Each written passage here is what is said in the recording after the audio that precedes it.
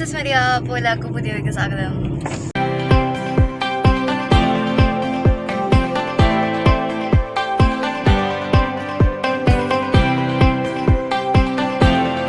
നമ്മുടെ ആദ്യത്തെ ഡെസ്റ്റിനേഷൻ എത്തി.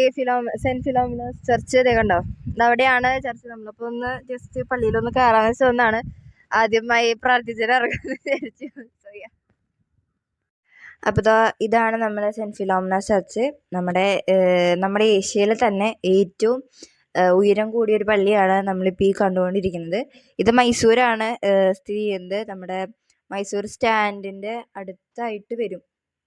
1 കിലോമീറ്റർ ഉള്ളിലാണ് സെന്റ് ഫിലോമിനസ് ചർച്ച് വരുന്നത്. നമുക്കിതിൻ്റെ ഉള്ളിലേക്ക് കയറി കഴിഞ്ഞാൽ നമുക്ക് ഫ്രഷപ്പ് ആവാനും വാഷ്റൂമും അങ്ങനെയുള്ള സെറ്റപ്പൊക്കെ ഉണ്ട്. പേ ആൻഡ് യൂസ് തന്നെയാണ്.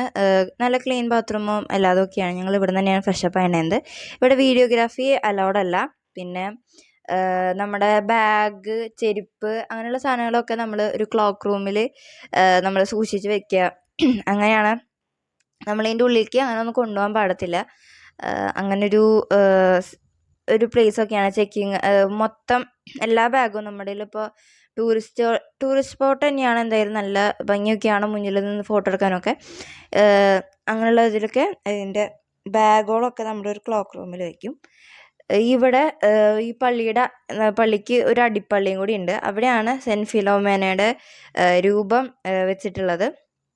വലിയൊരു രൂപം തന്നെയുള്ളത് അടിയിലാണ്. പിന്നെ അഴുകാത്ത തിരുശേഷിപ്പ് അങ്ങനെയൊക്കെ ഉണ്ടല്ലോ, ഒരു ഭാഗം ശരീരത്തിൻ്റെ ഒരു ഭാഗം അങ്ങനെയൊക്കെ ഉണ്ട്.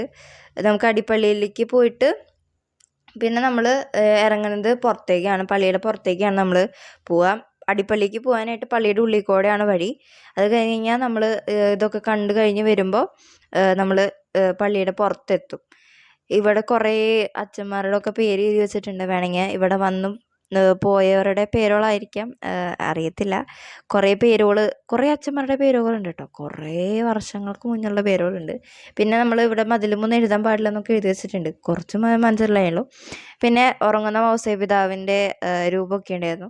പള്ളി നല്ല ഭംഗിയായി വൃത്തിയായി സൂക്ഷിക്കുന്നുണ്ട്. നല്ല അലങ്കാര പണികളും കൊത്തുപണികളും ഒക്കെയാണ്. പുറമേന്ന് കാണാൻ നല്ല ഭംഗിയാണ് ഈ പള്ളീനെ കാണാൻ.